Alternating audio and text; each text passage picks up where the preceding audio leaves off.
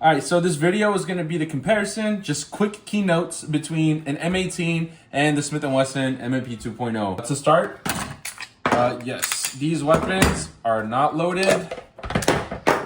They are clear, no ammunition. To start off, the grip and the feel. So for the M18, the grip is pretty good. It's either, people hate it or they love it. I don't think there's really in between. I do enjoy the way that this handgun feels when you hold it. To me, it feels ergonomic, pretty nice. And for the 2.0, I feel like I can get a better grip and more control on it. If I were to compare which grip feels better in my hands, I think this one, the Smith & Wesson, takes the winning spot for grip and feel. This right here, it has like some type of stippling to it. It's not aggressive. It's very minimal and minor. It's not really gonna hold well in your hands if your hands start sweating, or if you got any type of like liquid, like sweat, water, maybe blood, right? This is not gonna hold well, just the grip that this comes with naturally. This one though is very aggressive. The stippling is heavy, it's strong. You can really get a good grip. It feels like sandpaper. Even if your hands are sweating, you still got something to hold on to. It feels good. I think grip and feel, the Smith & Wesson takes the cake on that one. So moving on to reloads. When it comes to shooting and then time for you to do a speed reload, tactical reload, whatever, the Smith & Wesson is kind of hit or miss. Sometimes you can get your magazine in, like in here, but then when you try to put force in, it gets stuck because the angle prevents you from actually putting it in, which obviously, right? Like if you don't have a good angle, it's not going to go in. But you think with the tip of the magazine already kind of going in, like why does it get stuck? That is something about reloading with the Smith & Wesson. When it comes to the Sig M18, reloads are very easy. They're very quick. There's no like magazine well with any of these. Like naturally, there's no extended or bigger magazine well out of the ordinary. But with these magazines, reloading the M18, it's just very quick. It's very smooth. You can put any weird angle into it, but as long as you get the tip of the magazine within the well here, as long as it's like in, it's gonna go, okay? I've noticed when shooting this, right, if it's like off a bit, it's not gonna go in. You have to be more direct with it, as opposed to this one. You can kind of be a little looser with it. It's gonna go in. So when it comes to reloads, the M18 takes the cake on that one. That one's a winner. Moving on, shooting and felt recoil. So shooting the M18, I feel like you're doing one of these, right? It's very noticeable wobble. It takes longer to get a good follow-up shot. With Smith & Wesson, I said this before in a prior video, with the Smith & Wesson, it feels more so like back and forward, not up and down, but back and forward. I think it comes down to the amount of grip you can get overall with your hand, and it also comes down to that stippling is very aggressive, and it's just ergonomically, compared to the M18, this one is also the winner. This one takes the cake. This one, right, the recoil isn't that crazy, but because of how it feels, right, it feels like you're doing one of these. So if you're trying to do faster follow-up shots, it's gonna feel like this, like boom, boom, boom, boom, boom.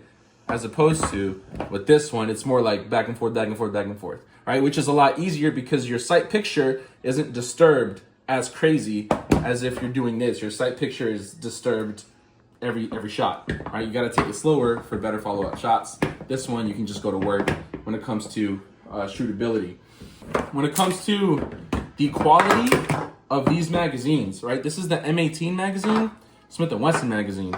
Okay, when it comes to actually loading your magazines with ammunition, this one is literally the easiest and fastest magazine for loading the ammunition. It's like clockwork. It's so easy. You take your bullet, put it in, push down, push back. Next one, put it in, push down, push back. You can do it like 1, 2, 3, 4, just like that. With this one, that is not the case. I've reloaded a Glock magazine, and Glock magazines are like the worst magazines to load with ammunition, and this one is probably like second worst. So it's Glock, bad.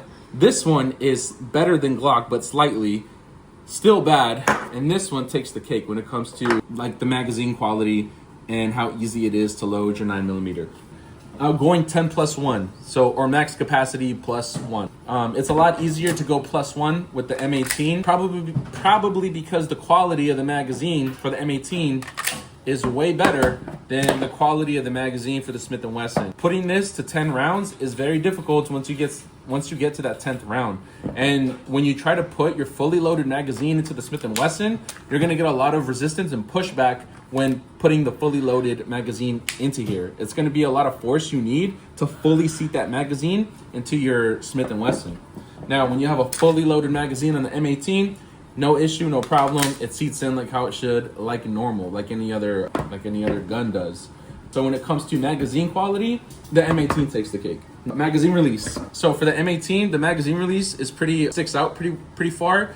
I've never had an issue while using this, accidentally actuating that magazine release. Also, when I'm trying to reload the M18, I don't have to break my grip to actuate this magazine release, right? That's a big plus. That's a bonus of why I like the M18. Because my 1911, when I want to reload the 1911, I have to break my grip pretty big to actuate that magazine release on the 1911, which is why I like the M18, which is why I like the Smith & Wesson.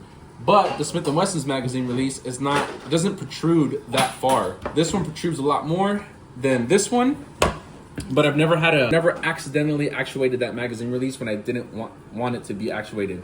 Same thing for this. With the full grip here, I can't actuate that magazine release without breaking my grip slightly. I have to break it slightly to actuate it.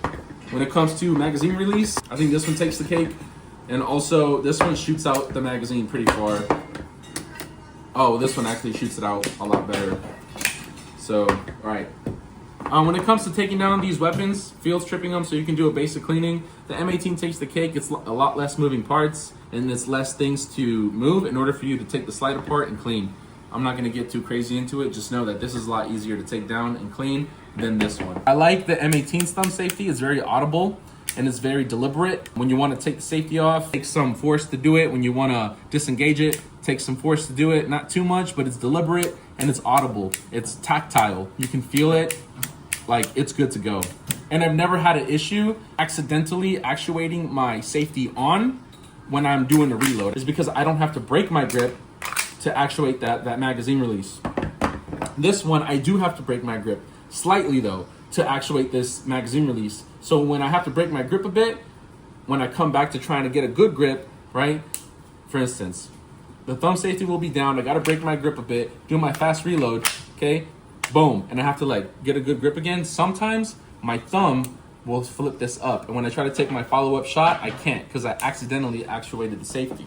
Might be a skill issue, might be a I need more practice issue, but just know that's what happens with me with this gun because I do have to break my grip a bit when I try to do a reload. So this, out the box, comes with different palm swells. It comes with small, medium, large, and large palm swells. So whatever palm swell fits your fancy. You like a bigger something to hold on to, like a big ass block, get the large palm swell. If you like something very, very small, get the small palm swell. If you like something in between, like me, medium or medium large. This is medium large. Out the box, this one comes with a patch. So this comes with a patch, this comes with palm swells. When it comes to holster findability, this has a lot more holsters, accessories, and extra parts that you can find online. And it has a military contract. It is a pretty common handgun compared to this Smith & Wesson. It's very hard to find accessories and extra parts and holsters for this Smith & Wesson. So this one has a lot more accessories and availability for those things. Honestly, that is the end of the key differences between the two.